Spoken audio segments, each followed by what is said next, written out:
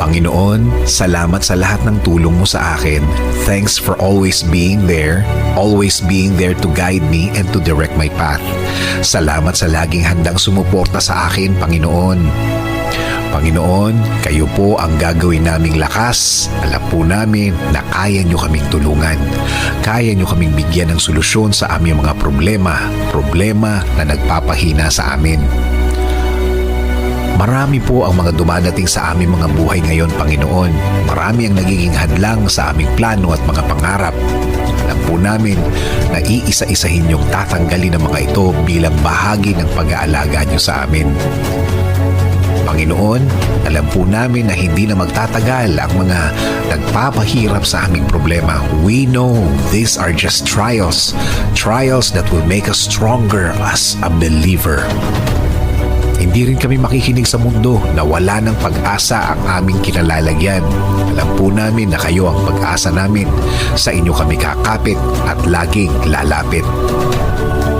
Hindi kami makikinig sa kanilang mga salita, sa kanilang mga kwento, sa kanilang mga judgment. Sa halip, mas ikukwento namin ang inyong kabaitan at laging handang tumulong sa amin.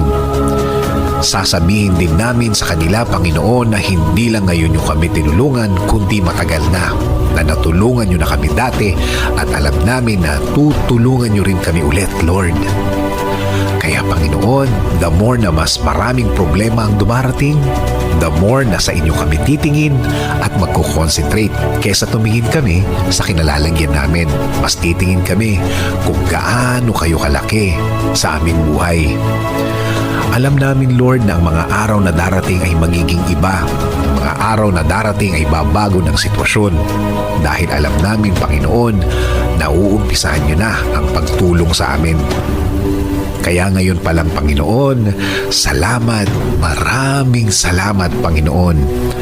Lord, ikaw na ang bahala sa aking pamilya. Lagi niyo po silang alagaan at protektahan. Ikaw na rin ang bahala sa aming bayan, Lord.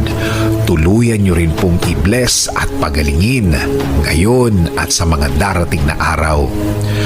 This is our prayer in Jesus' name. Amen.